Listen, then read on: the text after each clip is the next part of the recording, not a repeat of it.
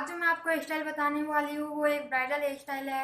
आप इस hair style को ब्राइडल पे बना सकते हैं या फिर आप इस हेयर स्टाइल को पार्टी में भी बना सकते हैं। जो आज का हमारा हेयर स्टाइल है वो ना ही तो मैंने उसमें आपको बहुत ज़्यादा लेयरिंग बताई है और ना ही बहुत सिंपल हेयर स्टाइल बताया है। वो एक मीडियम लेवल का हेयर स्टाइल है और ये हेयर स्टाइल आप मीडियम लेंथ पे बना सकते हैं।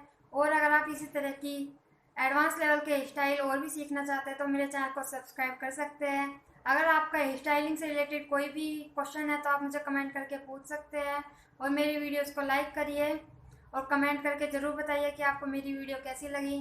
और अगर आप मुझे इंस्टाग्राम और फेसबुक पे भी फॉलो करना चाहते हैं तो लिंक आपको डिस्क्रिप्शन बॉक्स में मिल जाएगा।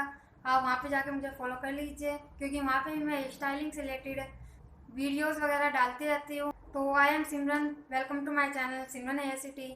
चलिए आज कुछ नया करते हैं।